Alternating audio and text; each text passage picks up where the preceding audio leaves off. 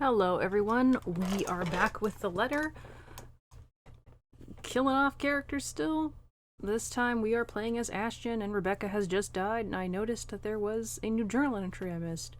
So before Ashton could understand what was happening, a panicked yell echoed from Isabella's apartment. Rushing back in, when he looked to Zach for an explanation, the other man could only avert his eyes towards the television. So this may be more repeated stuff, we'll see. Yeah, we're talking to Miss Gales. I'm pretty sure we already do this.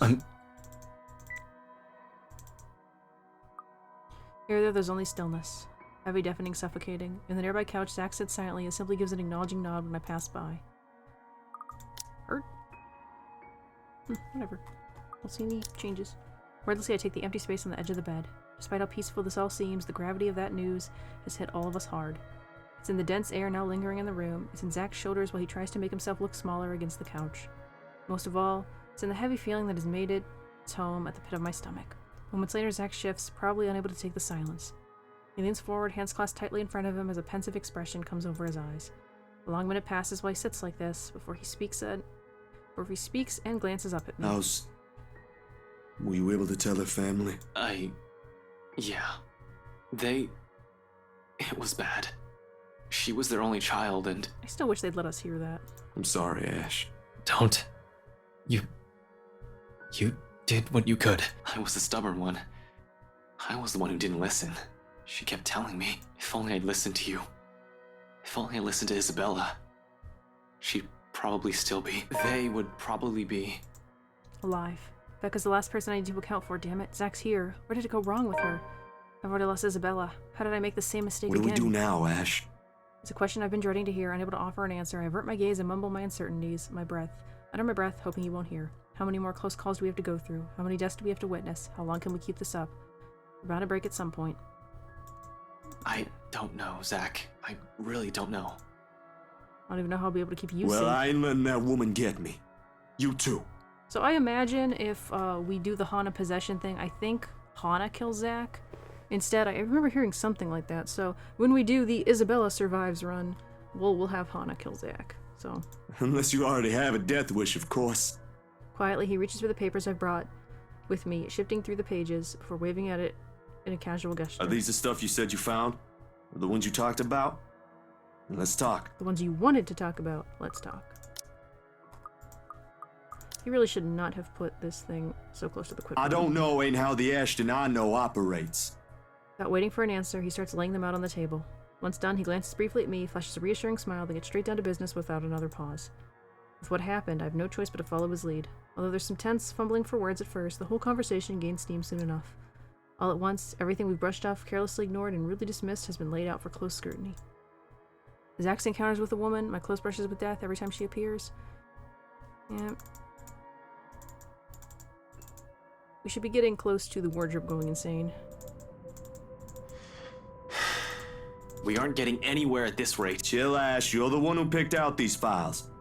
What are we supposed to be looking for here? A pattern. Something that might hint a way out of this. The guys from BR...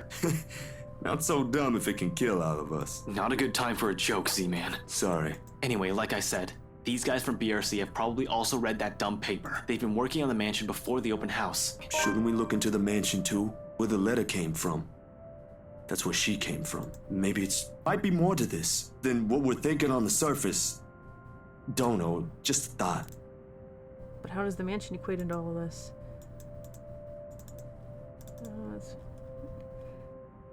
If I'm going to go by what Andrew told Zach, the connection between the letter and the mansion's curse may run deeper than what we've initially thought.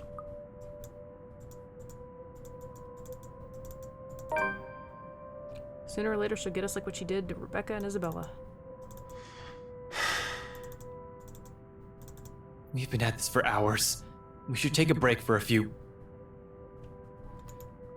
Okay, wardrobe craziness. All at once, Zach's on his feet while I quickly palm for my gun on the table. I don't like the sound of that. At all. Gather everything. No questions asked, he wastes no time getting to work piling up the documents we've been reading through. Before he can even finish, another noise ups the tension already gripping the place. I don't think that's a good idea. We should just... Where does he as he immediately stops with a slight raise of my hand. Yeah, we've already seen this stuff. Just gender changed. That's Zach.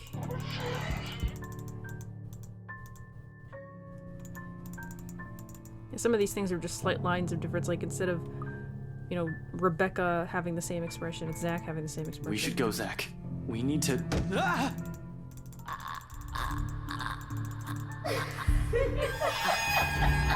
How come it doesn't look like Hana for me?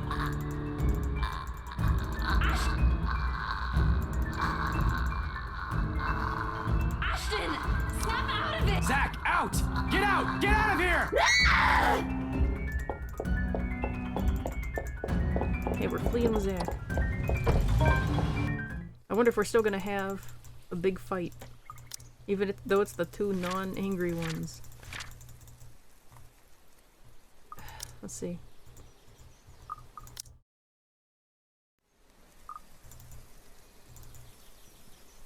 Yep, now it's Zach entering with the food.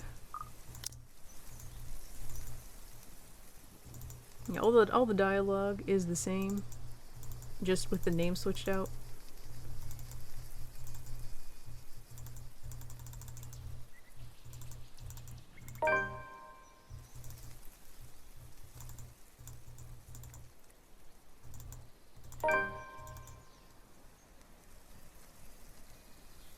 Atmosphere from minutes ago was nice while it lasted. Admittedly, I've missed these kinds of moments between us. We never had the chance, always busy on some project or work. The things we've taken for granted, now we're realizing how valuable they were. With two of us no longer here, the world has an awful sense of humor.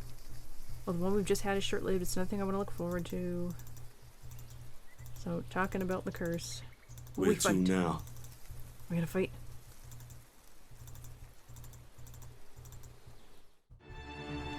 We can't stay here. We'd be sitting ducks if we remain in one place. What? So your plan is just to keep running like this? We don't have much of a choice, Zach. Even our own homes aren't safe. Anytime, that woman, that thing might get us. Fuck. A zombie apocalypse would be better than this. Simple as that, huh?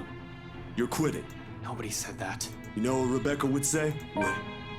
What Isabella would say? If they're both here? There's no need to bring her up every time you're trying to prove a point, Zach. I don't want to be told the same fucking thing from last time when... Oh, but you know it. The way you are right now, she'd be disappointed.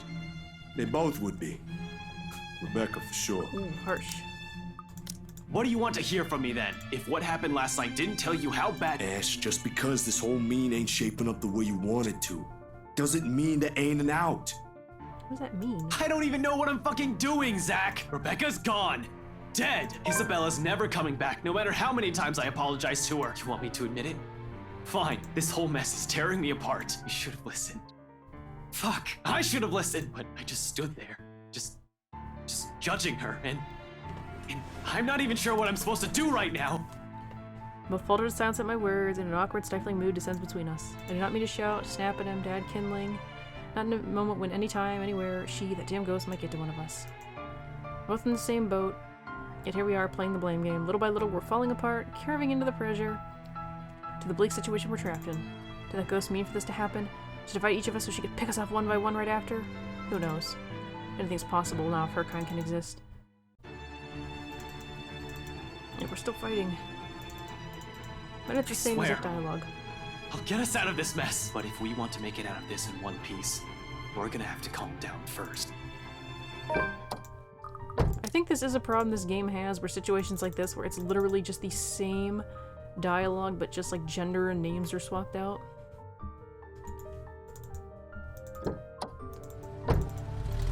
Like, these aren't the same characters. Oh, we're at the bar. Skipping. For the sake of the ones we've lost. Just funny how it took all this to spur these kinds of thoughts in me. Can't even remember the last time something like this has occurred to me. Yeah, well, we already had will this, keep an eye on you. already had this talk with Zach, so... If you need anything, if that woman shows up, just holler. He'll help out, no questions asked. You don't even need to explain anything.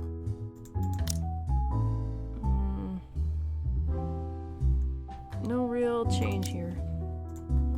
He's not one to concede, not from the manner he grips his knees or the ridges set in his jaw.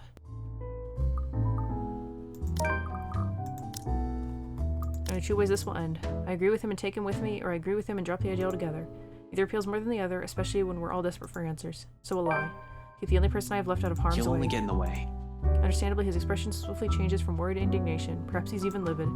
But I'm not expecting us for him to suddenly grab me by the collar and hoist me from my seat. Sometimes I forget Zachary is capable of violence as any other man, but I hold my ground and remain firm in my decision. This is no longer up for I discussion. dare you to say that again, Ash. Say it again. Say it to my face. Do I look like I'm kidding? I'm not going in there for a stroll, Zach. And if what you heard is true, then it's just another reason for me to look into it and for you to stay here. I can't take you with me just because you asked. That isn't how this works. How does it go then? How is this any different from what you've been telling us not to do? You didn't listen to me when I explicitly, very explicitly, told you not to do anything stupid. How can you expect that I'll trust you with this when you couldn't even follow a simple instruction like that? Stop it with your bullshit, Ashton. I know this ain't just about that. You trusted me with even more confidential stuff before. More than you did with Rebecca. What makes this any different now, huh? Is accepting other people's help that difficult for you? It's not your help that I need right now, Zach. It's knowing that you're safe, away from whatever risk I'm about to jump into. Sadly, the whole of it never makes it out. G chooses the next one to show up, slamming the flat of his palm on the counter, shooting us Bertha Stone look. Boys, drummer's nice and all. I used to watch these bloody god-awful afternoon serials with one of my brothers many, many years ago. So I guess they are triplets. But listen, I am not having one in my pub, all right? You two want to fuck? See, I know we've heard that before. Zach's hold on me loosens in a quease, and like every little truth I hold, whatever I'm about to say dies on my tongue. It's used reprimands. Dialogue. Zachary's arrival interrupted Ashton's conversation with G. Left alone, the two attempted to mend things between them, only for things to turn sour again after Ashton revealed his plans to return to the mansion. At the end of it, Ashton turned away from a furious Zachary. I like to think it's better this way. Better than we part on unclear terms, so Zach won't have to see every little insecurity, every little doubt in me right now. He's seen enough. The last thing I want him to glimpse is another display of weakness. Now when he still stares at me with the same untearing confidence in his eyes. Before anything can be said further, before more wounding words are uttered, I step away from them. Mumbling a lame excuse about taking another quick nap under my breath, although burying the stray thought that flashes fleeting in my head. Zach has seen me at my lowest plenty of times. What does all of it matter now?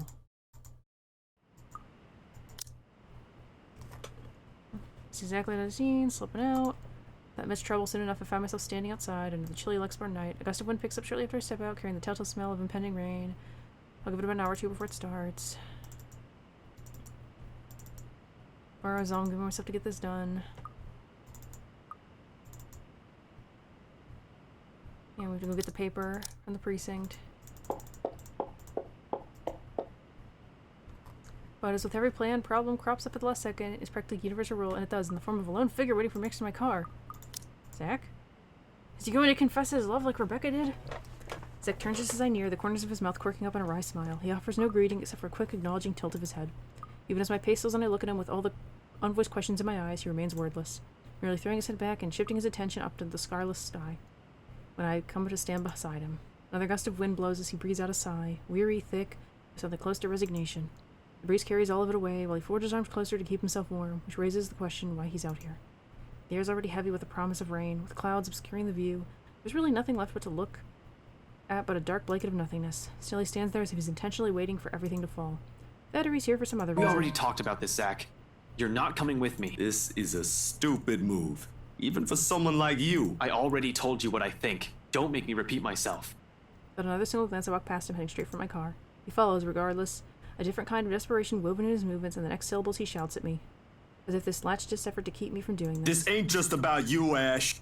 My hand stops a few centimeters short of nudging the door open. Even above the howling winds, his words strike true, booming, echoing, spurring a guilt within me.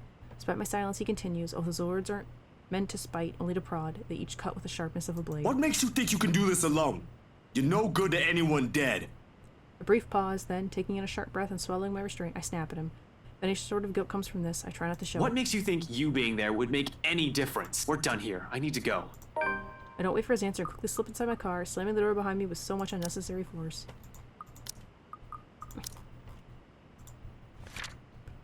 Ashton left for the mansion at nightfall, but when he got to his car, he found Zachary waiting for him.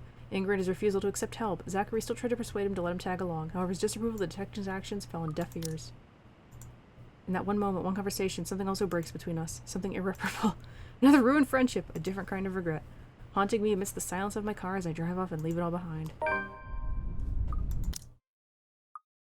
At least it's letting us skip this time. Actually, we can probably pause here. So unpausing for 1 second, we just freed Marianne, and I guess because she has a bad relationship with Luke, we got this line. Look, I know you'd rather see Luke Wright choke on his own wine glass, but... Damn right I do! He can just go. But are you really sure you want to leave him like this? And what about his wife? Strikes a chord. She falters, goes quiet as the tension lifts from her and her shoulders slump. I do understand her issues with this. In fact, she doesn't have to go with me. Only enough info so I can figure it out on my own. She can always leave afterwards, be done with this whole damn mansion and letter. The other end of this tunnel leads right back into the forest. So pause again, and I'm being taunted by the ghosts, and they say this. What about Becca? Oh, the way she fell to her death. But all you did was watch. What about Isabella? She warned you, didn't she? And you think you deserved even an ounce of her love? Did you think this'll bring her back? You can't even save her. You can't even do anything for her. Someone's dead because of you.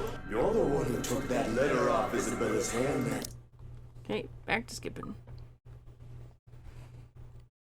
Who can tell my friend what might have happened here? He's at the crawl. You know the place, right?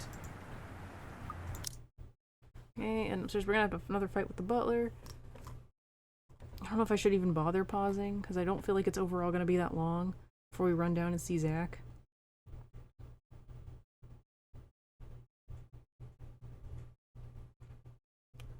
So knock Johannes out, and down we go, where we should run into Zach and Marianne in the kitchen. In one corner, Zach watches, almost as surprised to see me.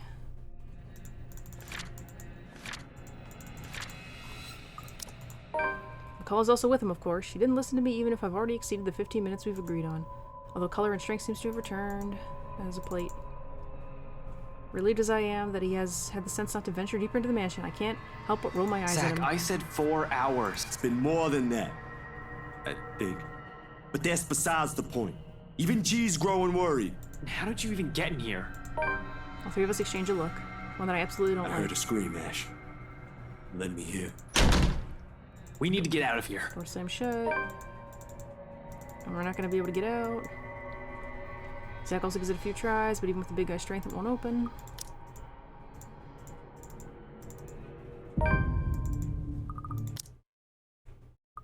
More same dialogue while we're sneaking around. He will eventually die because of you. Would have been the same dialogue, but Zachary's a dude. Zach helps McCullough first, assisting her up and through the gap. The moment the interior designer's in, I nod for him Go to ahead. go through. I'll watch your back. Surprisingly, he falls without any protest, not that there's any need to. Somehow after entering this room, the whole place has calmed down. And more similar dialogue.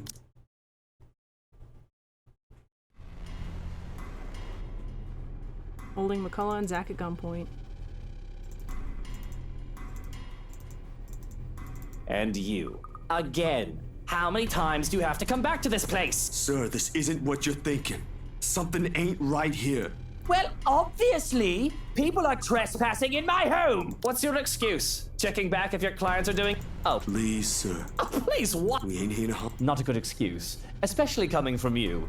Don't worry, I always consider pressing lighter charge. Can't say the same for the rest of you. But really now, I swear, this is... Why don't we just go with a...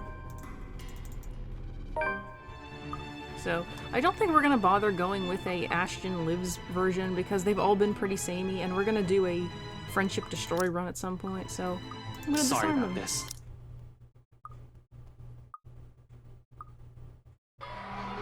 Over and over, along with every voice, every whisper, they shout, they cry, they wail, asking for a respite from eternal torment. They're trying to make sense of all it. Well, this time we're saving Zach instead of Rebecca. Time slows to a stop. In one moment of clarity, my body moves on its own, heart pounding against my ears, blood rushing through every vein. Spurred only by adrenaline and desperate to reach him, and don't even get to yell for him a second time. Ash! Yep, we saved ourselves. Yep, so I guess Zach saves us this time. Zach is our new Rebecca. Zach has always been there after all, even now, nothing has changed. Ashton? Oh, this is so sad. His hands are shaking as he looks at me with dread. A pang of regret hits me at the sight of it. Sorry, Z-Man. Hey, bro. Stop talking, will you? This isn't... Now I really want to know what would have happened if Marianne was the only survivor. Would she catch us? Would we be saving her? It seems this will be the last time anyone will call you that. There won't be anyone to cause you trouble Bro, anymore. this ain't the time to be. Just stop it with the jokes! Cautiously, despite the stabbing ache shooting up every movement, I reach a trembling hand up to bump a fist against his chest, just like old times. Mara never makes it far, however. Midway, he meets my hand, catching it in a tight grip, as if to hold on to a life slowly slipping away. Not that he will be able to. The pain is easing, everything's already going cold. Don't worry, bro. We'll get you to a hospital. Just don't move, okay? You're gonna make it worse. You'll be fine. You can call me. Man, you can call me, see, man, all you like, after you're fine. We'll get you help. I'd like to agree with that one. Reassure him. Would have gone through a lot, survived a lot of shit. Doesn't take a genius to figure out that I'm done for. Yeah. I'm sorry. Should be afraid in this moment, yet I'm not. No fear, no dread, just an acceptance, and a deep regret as she appears before us, her voice echoing through the foyer. Yep. Hana. I told you, didn't everything? And now... Hana? Oh, Luke. She got one thing wrong, though. I did not die alone. Where's Zach? I think we're probably getting to Luke's part, and then I'll be pausing again. I have to go through the 20 billion chapters that is Luke's thing. Yep. Memory fragment. So, pausing. Okay, here's a new line where we encounter seductive Hana, and it says, "And fuck if it doesn't feel wrong to refuse sex with my wife when I was all too happy to bang Marianne into her mattress." Of course I was drunk, but Come still. on over and stop being a boring old man. Work can wait. My night with Mint was just that, sex. She was a beautiful woman, I was extremely drunk, and we were both consenting adults to some degree. Seeing as Hana has been busy with one of her many parties, I thought I'd take the opportunity to slip out. That's a good way to explain it, I guess. I'm just really confused and trying to come to grips with reality as it is presented to me. Well, I will pause, I guess. Okay, we're back for another traumatizing cooking scene, because we got a pie again, but for some reason it's stopping, so this is gonna be something awful. The meat is lightly marinated, most likely with Worcester, to infuse it with a smoky essence that does not overpower its natural flavor. Red meat. I'll say it's veal, but the taste is a bit more mature. Despite the sweet undertones, it isn't quite beef either. The tender yet near medium rare meat doesn't give me problems as I chew the first bite. Rather, something else does. A lot of something else. A crunchy bit mixed with the meat gives me pause. There's something stringy cappuccino. Ugh, it's awful. Pulling it out of my mouth, there's a long... black? No, brown. A long brown string? Though upon inspection I see that it's a strand of hair. Looking back down at the pie, I have to hold in a sound of disgust. The filling is bloody, the meat looks like it's been sitting in blood for days. There are bits of white that are the wrong color to be fat from marbled beef. If anything, I'd say they look like bone. And the hair, the long, fucking brown hair, whose? Does it matter? I want to throw up. It just makes me think of Isabella. Are we eating Isabella? What the heck? I use meat, marinated for a week, to bring out its flavor. Blech. Why is she doing this to us?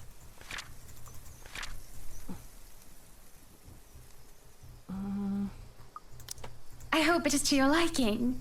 I am a tad bit worried I've not made enough for you. Look, she looks so mad. I must look like a deer caught in the headlights while I look up at Hana with the strangest smile on her face.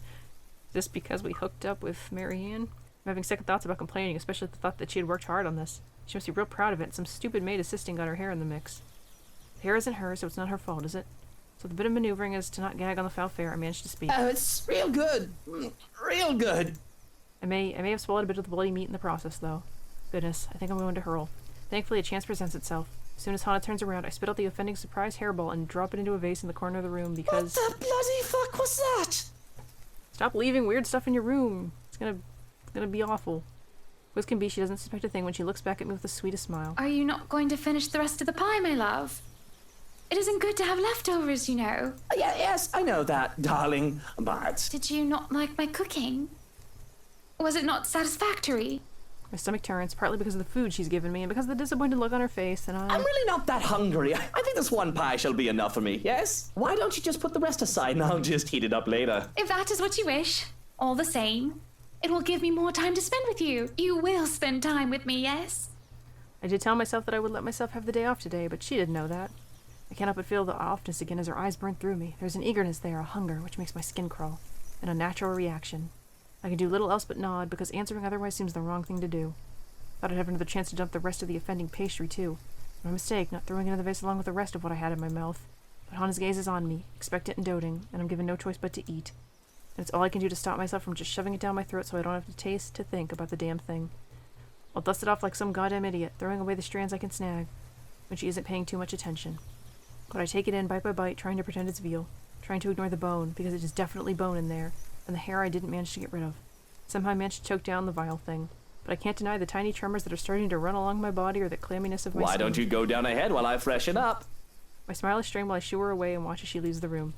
I watch and wait, listening for her footsteps to make sure she's gone far away before rushing to the toilet and expel the disgusting dish from my intestines. I don't even want to think about it anymore. Just the thought, that image that comes from remembering it is enough to ruin my appetite. I don't think I'll survive today if she offers me any more of that. Or perhaps I should have said no. Perhaps I should have feigned business or claimed restlessness that would let me out of the house, away from her and her pies. I think this is going to be back to scenes we've seen before. Well...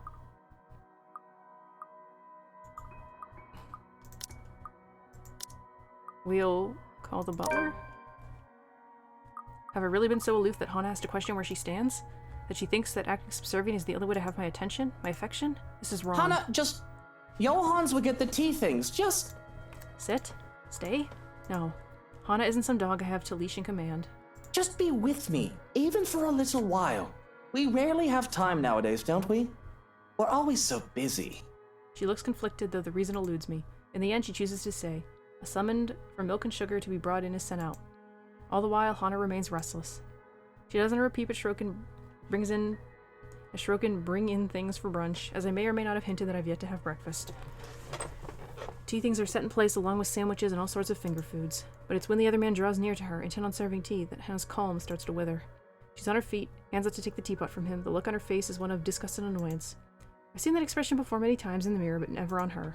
It doesn't suit her, much like the way she speaks now. You are not needed here. You can leave. Now. Oh, of course, madam. If you may excuse me, sir, I'll... Shrokin, stay. Just let him do his job, Buttercup. That's what he's here for. No, he is not supposed to be here. None of them are. This home is for you and I. Others are not welcome. I want them gone. They do not belong here. They are not like you and I. Something is wrong. She's wrong. Hana has always been kind where I was not, and I loved her so because of it. Yet now there is no warmth in her voice, and the way she talks is too cutting and harsh. The way she holds herself is unsure, stiff and awkward as if she's filled in shoes too small. This isn't Hana.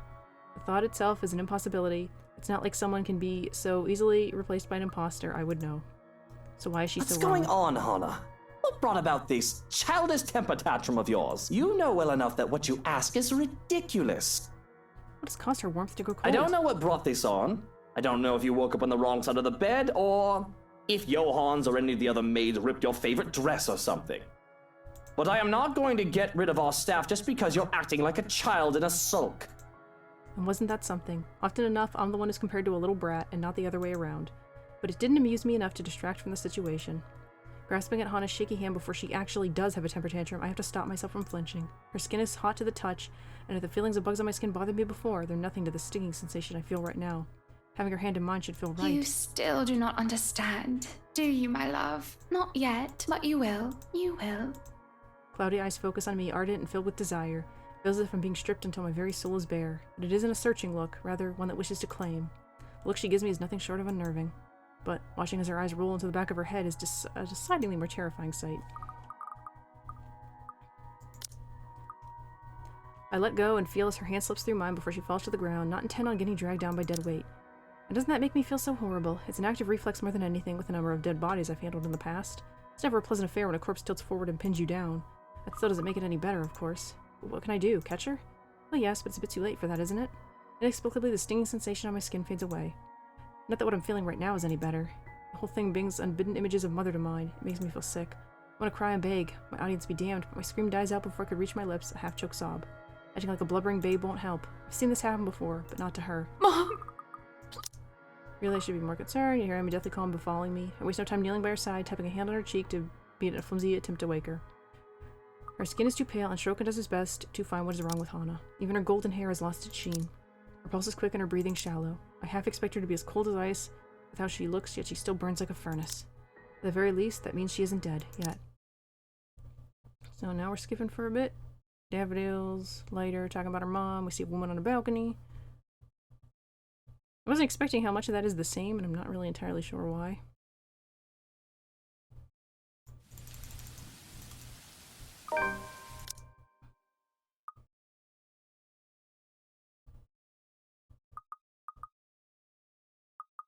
Like, I don't want to... Like, it's easier to pause, but... There was so much unique stuff that just suddenly showed up. Just keeps catching me off guard.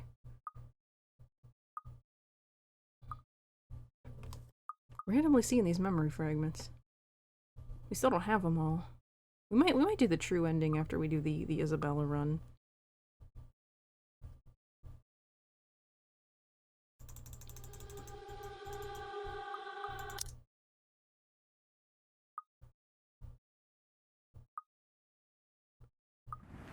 Where I stand at the top of the stairs, I can easily make other forms, recognize them even. It's all gone crazy when these intruders come into my house. No stranger to a cop playing dirty. The smart ones knew that they liked the criminals. Yeah. I trusted her to be professional at least. Well, what have we here? If I were any less sober, I'd say this is the beginning of a joke. That's probably better that Zach's not the only one here. This could get offensive. The trespassers. That's right, my love. Could also be behind Hana's disappearance. Did she disappear? Oh yeah, I forgot. She went missing after we took her upstairs. Let's see. A photographer and an interior designer.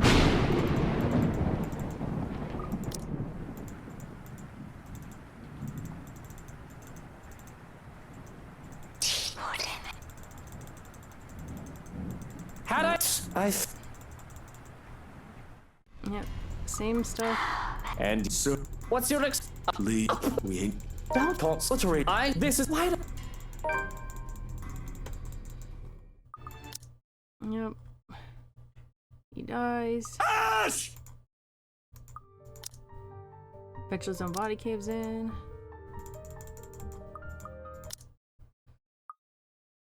I told you, didn't I? Everything you're doing, and now... Hana?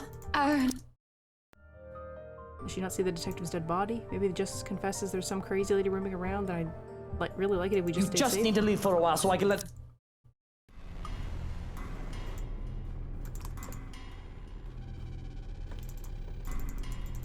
Yeah, it's the same. Stay! No, stay. This works! Us! Why? Remember this time together. Don't listen, weeb. How should I know what she's babbling about? I never even wanted to be here in the first place.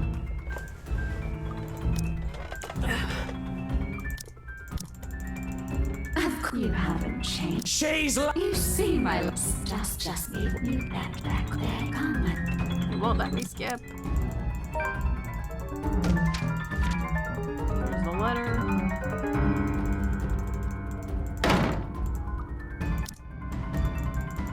Aren't you? Is it so? And pulled a knife on him.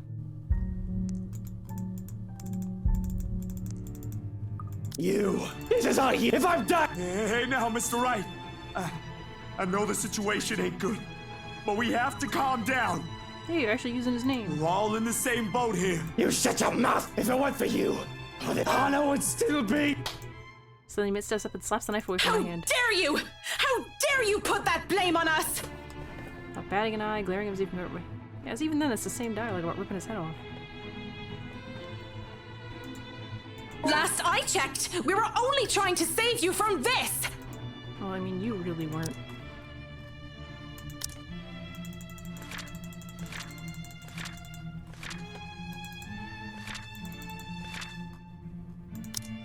We get an update about that weird pie thing. I don't think so. Oh, there it is. Yeah, it just says it's questionable. Ugh. Gross.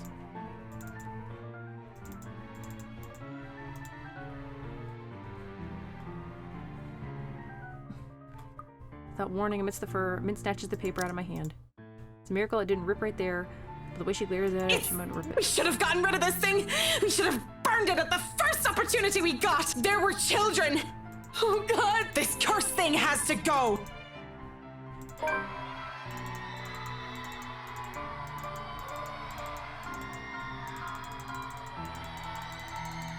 Give me. Well, we're burning it.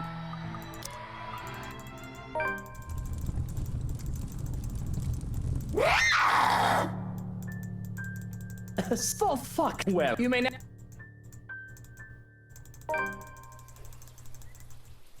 Yeah, there's a lot of repeated dialogue in these different paths, but... Epilogues! Does Luke still get brought down? Mansion's bought on sale. Same thing with Luke. Same ending with Marianne. Oh, poor Zach. Although Zachary still tries to cope, losing his closest friends, his second family takes a considerable toll on his well-being. Little by little, he becomes reclusive, refusing help from his own family, once again ignoring calls from Dr. Navarro until it all but stops. Eventually, he gives up photography, much to the disappointment of the people fond of his work. Nowadays, he simply spends his days staring at the old photographs, images of what used to be, of happier days that will never be.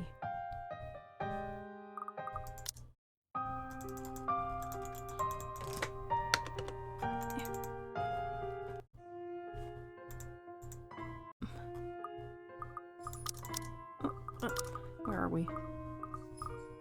Bella. Okay, so we're gonna save Isabella, but we're gonna pause because it'll probably be a little repeat. Okay, playing as Zachary now. Isabella's here because she's not dead, but we're going for low friendship, so we're gonna pick some low friendship choices. She's asking about the pills. Oh. What, this? Turn it off. Pills rattle against the container when I shake them casually in front of her. They're nothing to worry about. They're just vitamins. Vitamins, Bella. You know, the usual maintenance stuff. Can't be too careful these days, especially with how erratic the weather has been lately.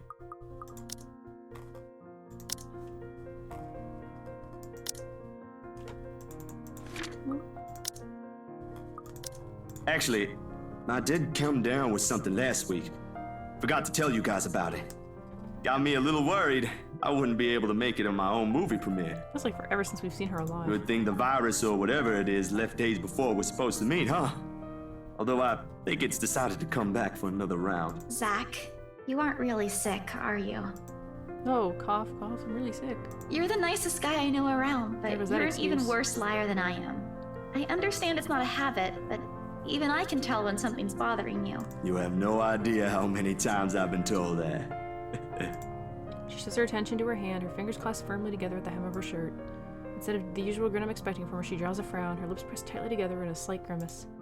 Seems like she wants to ask more, beyond what I'm willing to tell, but I simply can't phrase it. I can't tell if this sudden inquisitive, curious nature has been a part of her from the start, or she has merely spent too much time around Rebecca and Ash. When she looks up, however, the question doesn't come.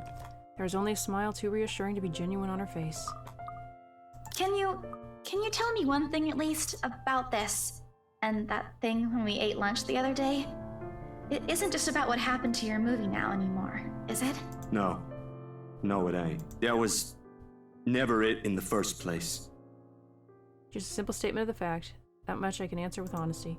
She nods then, her conflicted expression melting into something more pensive. This is her concession. I understand. I'm sorry if that came off a bit pushy. I appreciate it. I really do, Bella. There's some things that are harder to talk about. Even with longtime friends. I get you. Or at least I think I do. I'm not going to pretend I could help and tell you it's gonna be okay. I know it's never that easy. But I'm here for you if you need someone to listen, Zach. You know that, right? I could say the same thing about you. I'm here for you if you want to tell me about what happened yesterday. You were pretty shaken. Laughter, almost bitter and likely a little harsh, slips out from me, completely unintentional on my part, perhaps even the medication talking, but the words have already been said, the damage done, leaving only enough room for regret. Still, she doesn't flinch. While it looks a bit torn, with her mouth opening and closing in silent indecision. In the end, she settles for a deep breath, the release slow and steady as if letting out the heaviness weighing on her. When she looks up at me, something, a small and familiar, barely noticeable thing slips by. As for what, it's impossible for me I'll to tell you. I promise I'll tell you. But not right now. Not when I need to make sure of something first. Please understand. Ever since I came here, other people, you guys, have always been helping me. You, Ash, Becca, even the job I have. I only got it because my aunt helped. I don't want to repay any of that kindness by dragging other people into more trouble than necessary. I just want to try and fix this myself. I should be happy. There should be pride in that despite the problems, she has found herself a stable ground to stand on. But somehow this time I find myself worrying instead. I'll make another attempt to get the story out of her if I can. But this is a dance I know all too well, and with her, I doubt forcing her to say something would yield any results. So skipping through, Ash should be showing up. It's okay. I know you're busy. We're not gonna Shiomyo together.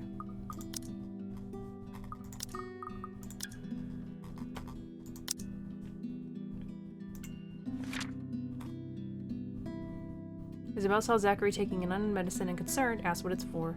Not yet ready to reveal his painful past, Zachary played it off, saying they're just vitamins. Isabella didn't believe him, but didn't push the matter further. To lighten the mood, the two decided to cook breakfast afterwards.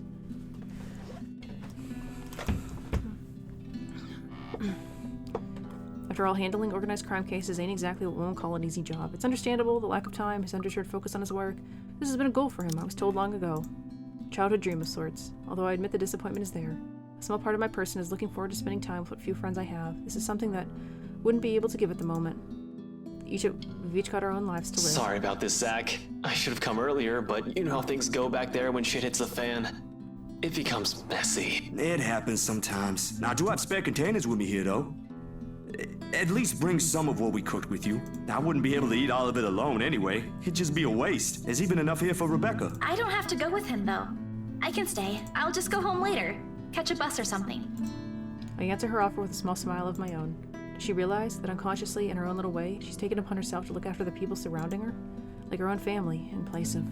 No, never in place, but as an extension of what she has miles away. Nah, it's cool. I need to be off somewhere soon. So, it's a good thing Ash arrived when he did. At least that way you won't be alone. Now it makes me wonder if it's going to keep being samey. Like, when it comes to Rebecca's death, is she just going to see it on the news? When it comes to Zach's death, is Ashton just going to accidentally say it? It would be a bit of a bummer if that's the case. In the company of another person, she'll be safer from her thoughts, from her own self. If you insist. And thanks for letting me stay the night. Hey, no problem. But you should really call if you want to drop by next time. I could be out. I don't plan to make a habit out of it, but I'll keep that in mind. Let me just pack this up for you two, alright? It'll just be a minute. Each right, 11 a.m. My hand pauses short of pulling one of the many empty food containers off the cupboard. Ash has taken off the post-it note I've recently sticked to the refrigerator door. Although from this angle, it appears more like the note itself has done him a world of wrong, and now he's glaring at it more than reading it. Oh yeah, I got that one a few days ago. They wanted magazine features of the new home, Ermin, something. The same one Isabella sold. Wow, they sure don't waste any time. I was just finalizing their papers for final approval last night. You sure about this? Nah, I've had worse. Also, it pays a lot for one-time work. Can't exactly complain when it's like that. Why? He doesn't comment on it further. He simply sticks the note back in its place among the mess of papers and receipts on the fridge and casually stuffs both his hands in his pockets. His eyebrows, however, are drawn together in a small frown. Ashton may not say anything on it, but I'm quite sure there's something in his mind he simply can't voice out, likely due to present company. Stays wholly silent after. Packing for 3 people doesn't take long, and all too soon, I'm leading the 2 of them out the doorway. A small paper bag swings in Isabella's hand when she makes her way out, giving me a casual wave as she takes the flight of steps down ahead of her companion. Ash, however, lags behind. Go on, you can tell me. I'm sure you know what you're getting into, but try not to get too involved with that couple. Relax. I doubt they'll even remember me after this. I'm just a photographer passing by, nothing more. Though it'd be nice to get a regular client. Easy on the pockets, of course. Find some other one after this. Not them.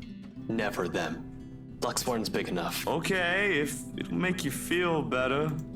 He doesn't look completely convinced by my answer, but he nods nevertheless. It claps a hand on my shoulder on his way out.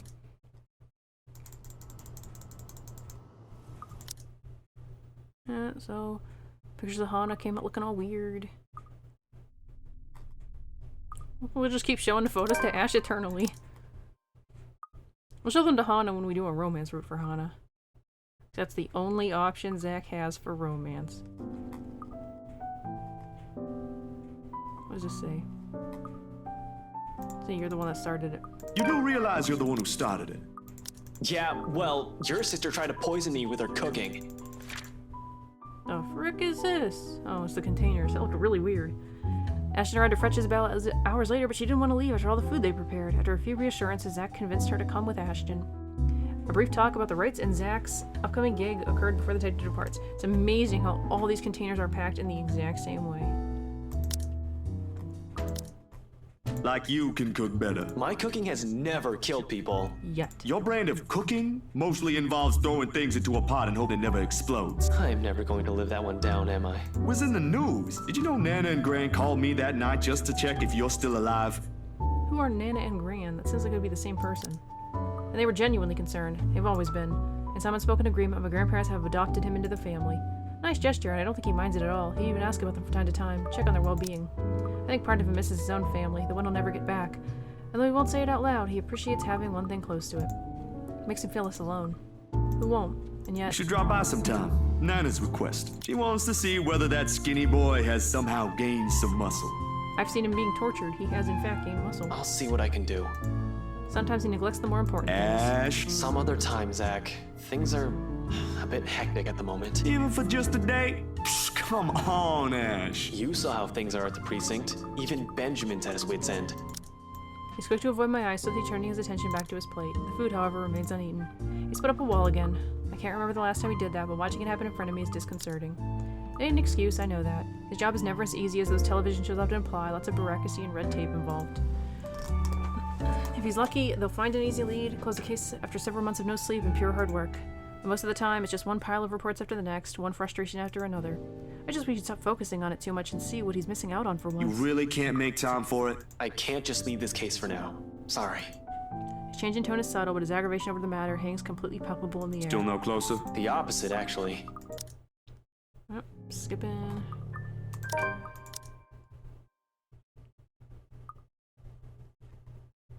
Talking with Professor Clark.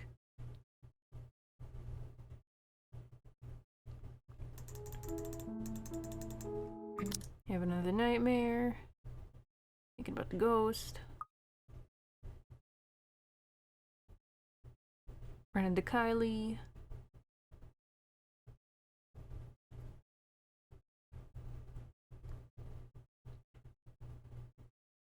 These two are up to something suspicious.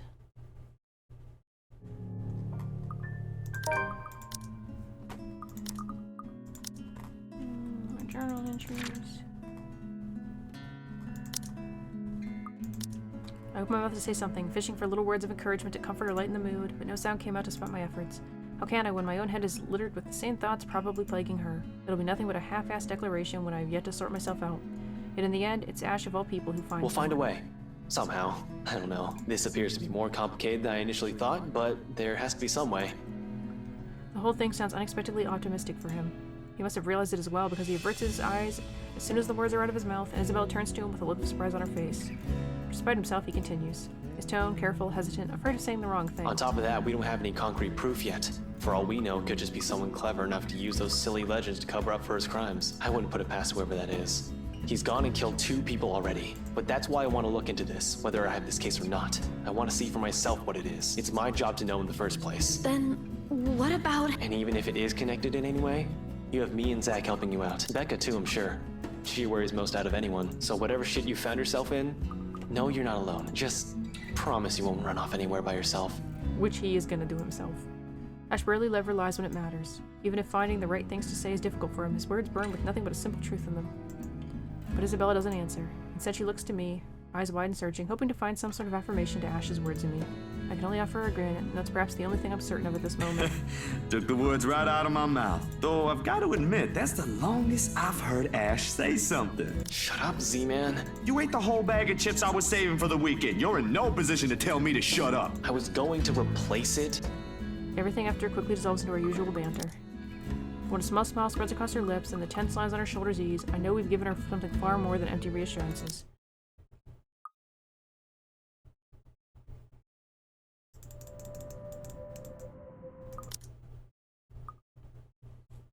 Quick time event. I think we might be getting near to the end of this chapter. Yep. So this time we're gonna sneak in through the window, and Hana's not dead, so... I could search for Ash, but what if it's too late by then?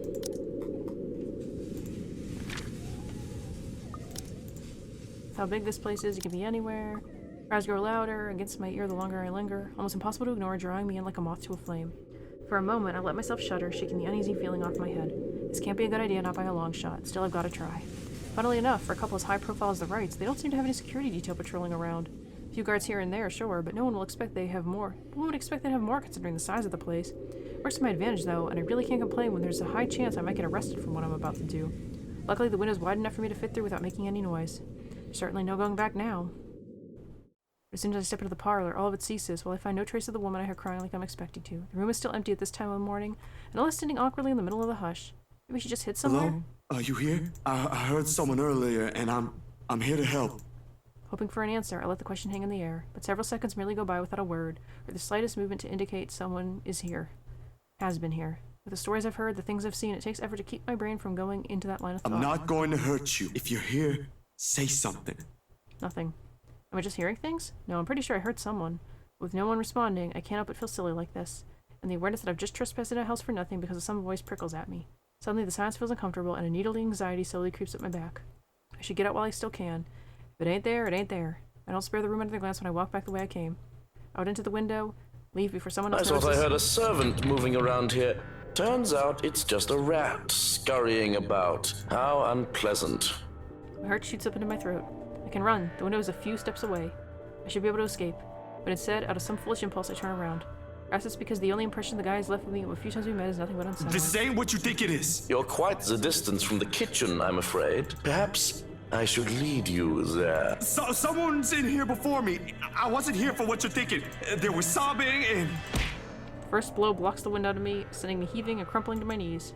Tears well up in my eyes as the pain swells when he twists my wrist behind my back. You've gotta listen to me. Then again, dirty thieves aren't welcome in my kitchen either. For a moment, there was only silence and a sudden piercing ache, this time at the back of my head.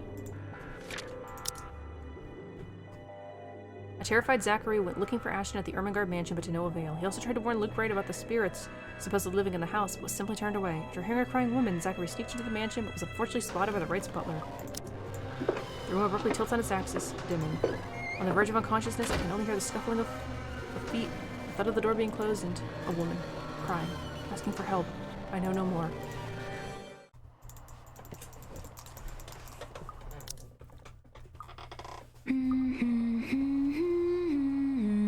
Blood freezes in my veins, and my grip on the bars tightens.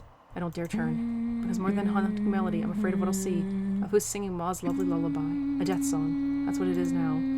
But I guess that's what it always has been. If this is the end calling, I prefer that it is not her vicious smile that I see. Oh, Zach, sweetie, don't you love this song? My head snaps up in surprise, and I swivel to see Miss Wright. Miss Wright, of all people, sitting on the cot.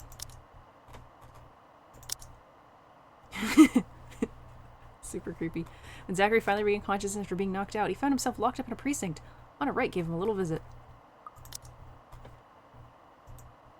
Her smile is easy and sweet as ever. Miss Wright, what are you... how did you... I jostled the cell door to check. A prison break is the last thing on my mind, of course, but her presence here begs for a lot of puzzling questions to be answered. Locked tight. Was I just too groggy earlier that I didn't Don't notice be her? surprised, darling. Money and power can get you anything. Can you get me out of this cell? She has a point. Out of all people, she knows more than anyone how to play that game in the world. Yet to hear it straight out of her, it's like talking to a different person. I don't bring this up, however. Perhaps she's just having a bad day or a tiff with her husband. After the incident the other day at their party, well, I don't like gossip, but it wouldn't be surprising. Anyone can say the strangest things when in a bad mood. Still and all. You ain't supposed to be here, Miss Wright. Why ever not? Isn't it comfortable here? No, it's a jail cell. Well, it is, kind of. But you're still not supposed to be on this side of the cell. Besides, it's too early. Or too late for a visit. This is beyond the scheduled hours. Oh, I'm sure Chief Inspector Lee wouldn't mind a little chat between friends. Besides, his prison officers just snoring in the break room.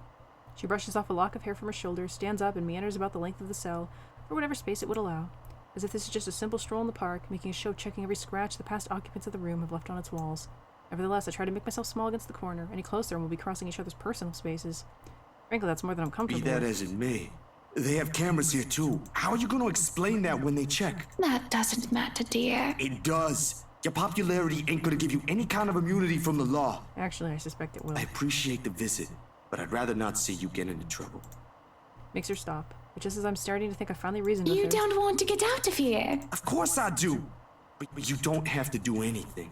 It's my fault. I'll find a way out of this mess. You did bring it to yourself. This really is just a misunderstanding, Hana. I didn't mean to trespass. If you'll just listen to the whole story, you'll know I didn't mean to do it. I'm really disappointed in you. I looked straight at her at the sudden change of her tone, checking for any signs that I've upset her with what I did. Of course she would be. She has every right to. After all that talk, the little attempts to build a friendship here, and I went and broke into another person's house. Her home. On so many levels, beyond any kind of friendship, it's still wrong. Her anger doesn't come as I'm expecting it to, however. Instead, she smiles. It's not a smile.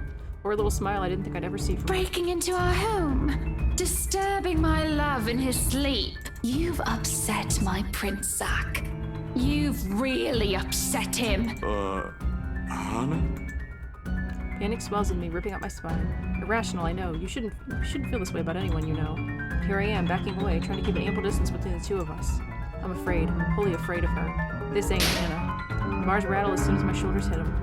A hindrance, not to freedom, but to safety. Has anyone ever told you how beautiful those eyes of yours are? My Nana? Occasionally my sister.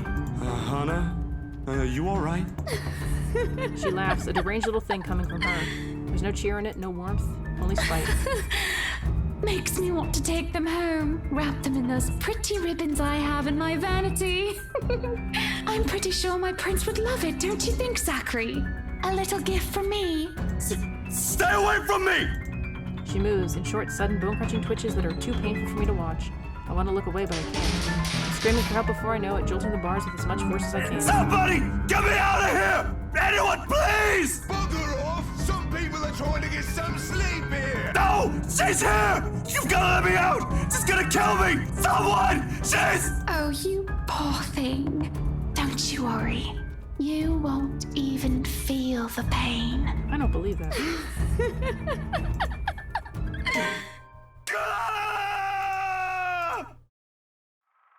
So those were definitely Zachary's eyes we saw. I don't know what we're gonna do with Marianne. Marianne has no existence if she is not romancing somebody. And we've already been too mean to her as Hana, so... yeah, I guess we'll just pause. No point seeing any of this. So, playing as Rebecca now, and we're going... they're gonna bring Isabella home from Zach's, and I'm saying I can handle it. What does he have to go to such lengths for a person he only met 5 years ago? We're just being super jealous and bitter. I wish I could ask him that. I wish I could simply say to his face and finally get a straight answer from him instead of doing whatever this is we're doing. Oh yeah, Marianne's dead. Not much point keeping her alive. Instead of beating around the bush. Have the years changed us this much? Has adulthood changed us this much? You've done enough, Ash. Let me take it from here. Ashton is quiet for a little while, but I can almost see the frown in him, hear the gears turning in his head. Don't you have a class to teach today? Tuesdays are your busiest this school year, aren't they? Yeah, but someone has to check on her. And I don't want to impose on you any further. I've already disturbed your sleep. You're not imposing. Besides, I'm doing you a favor. I know you, Becca. You hate being late or missing a day of work for a very small thing. Leave this to me. You said you're waiting for a call from the chief. I'm dropping by the precinct anyway. There's some trouble I have to fix with those guys. It won't be completely out of the way. Ashton, I trail off at a loss for words in the end. From the start, it's a losing battle. We may have been together for a long time, know each other far better than other people, but that doesn't mean we often see things eye to eye. Time and time again, it's a matter of agreeing to disagree. This is oft how the status quo is kept. Whenever it comes to this, I can only accept it begrudgingly. Okay, whatever you want to do. I'll let you know what happened afterwards. I promise. I'll call you later. You have a good day. Bye. I admit the way he puts it isn't comforting enough. He can be blunt like that. So many unknown variables, so many words left unsaid. Okay, so pausing. Hey, Ashton called us. We're saying, how's Isabella? Already home. Sorry I didn't get to call you earlier. I had to head to the precinct after. Pretty sure we already saw this That's all conversation. right. Is she okay now? I'm not really sure. No problem. If anything comes up, just drop me a line, okay? So, Okay, so we're talking to Isabella outside her house as Rebecca, and it's, what do we say? You know, talking about her fears. We're gonna say this again because we're being nasty. I hate being put in this situation. I hate being the one holding the truths people need to hear. More than all that, I hate knowing precisely how people would react once the words are out in the open. And Isabella's never hard to figure out. You get what you see with her. When she's happy, she's happy. When she's upset, she's upset. There's no middle ground. Most of the time, it's a good thing. Sometimes. Sometimes it's just plain difficult. But as harsh as this is, it's what she needs to hear. Isabella, I already told you. It's okay if you don't believe me. Her answer is so glaringly cheerful it makes me stop. She's avoiding my eyes when I turn to her, going through the papers again without really reading them, pretending her attention's only halfway where I need it to be. It's an obvious distraction for her, so she won't have to listen to look at me. Hard truths are always the toughest to face, after all. I know you guys aren't really into that kind of stuff.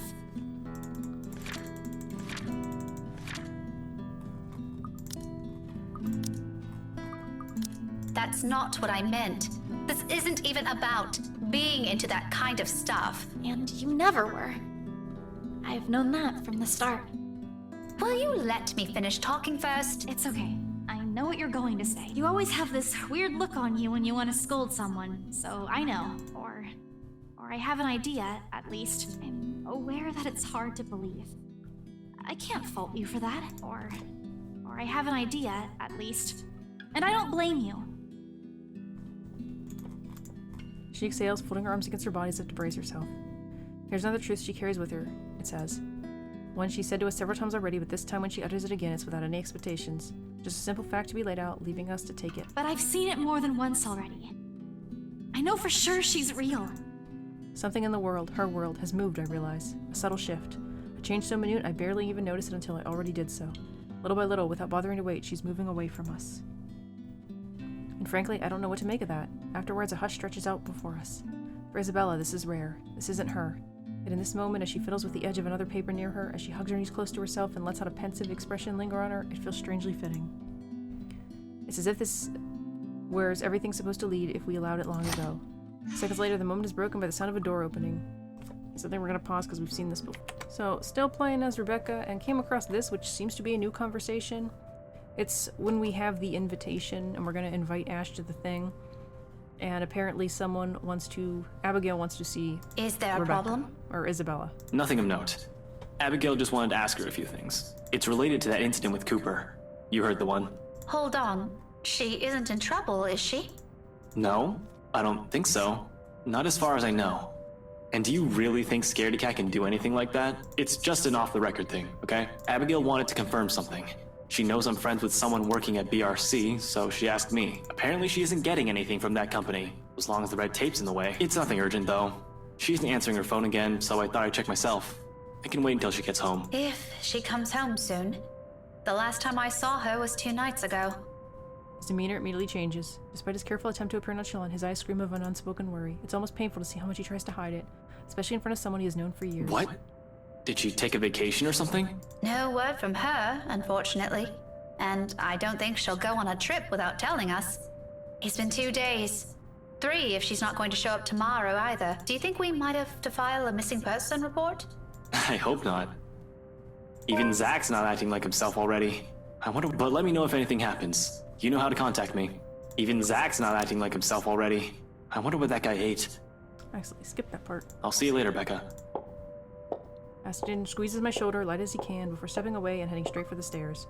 I think we've never seen this one before because we've only gone to see Ash when Isabella died, so. His way of offering comfort in the middle of this little mess we found ourselves in. But amidst all of this, a tiny voice at the back of my mind nudges out of memory. So, forget about it. Maybe if I told him early on, I wouldn't be in this position. If Zachary's not busy, I'll ask him. I did all this already. Pause. So, next morning, Ashton and Isabella are talking, and we're gonna be scolding her again because we're terrible. Belle, you shouldn't be doing these things. Regardless of Isabella's intentions, curse or not, Ashton has every right to feel miffed. He's gone to great lengths to try to keep his personal life away from his job. Even if he won't say it, he'll fight tooth and nail to keep us safe. And this time, Miss Cooper's death hit close.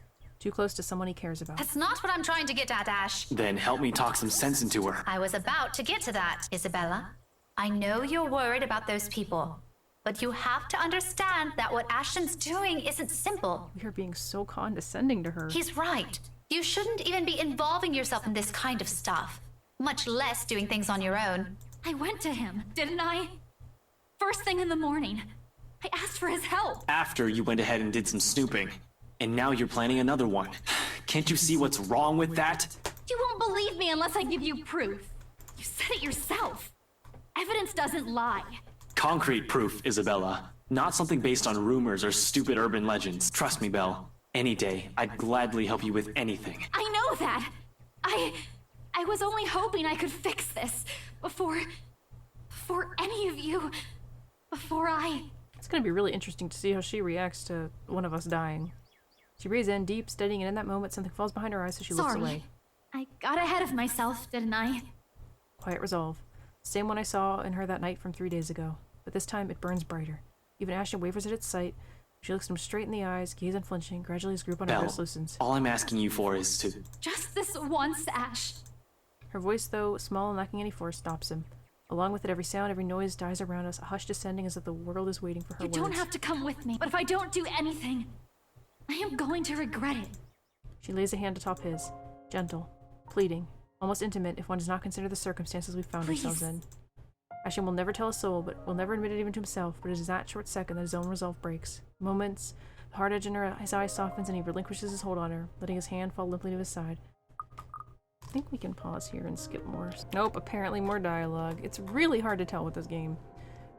She will never sell souls, resolve breaks. Wordlessly, Isabella steps back and runs off, leaving only a muttered thanks and a small lackluster smile. Only after that last of her footsteps fade away does Ashton move, breaking the silence with one of his sharp exhales, or reaching up to pinch the bridge of his nose in a gesture of frustration and surrender. I can't believe she just talked me into that. Don't worry. I'll get her back here. He's already poised to leave when my own instinct takes over. I reach for him, gripping his elbow with the same unyielding grip, the action prompted by voices whispering at the back of my mind. He's not going to believe me, but he deserves a word of caution.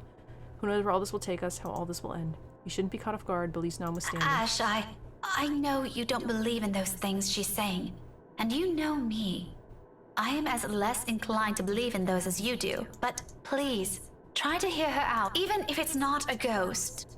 Or a curse. I think there's just something odd going around here. What do you mean? Weird things. Like the feeling of someone watching you. Or shivers. The room suddenly getting cold. Like the weird thing Scaredy Cat says, you mean? To some degree. Look, Ash, I'm not sure what it is. It's bad enough that Isabella goes off like this without telling anyone. I'm just worried something might happen to her if she keeps at it. Talk to her, okay? As if she trusts me enough for that. Doesn't the fact that she approached you first about this, instead of me, already say a lot? Whichever kind of trust, granted implicitly, never spoken, sounds too big, too fragile to last. So, pausing and probably ending this part here. I'm just gonna end this part here because we're already way over an hour. So, I hope these are still interesting. Like, I want to get more satisfying endings and conclusions, but there is a lot of repeated text. So, thank you for watching. Please leave a comment, and I'll see you next time. Bye!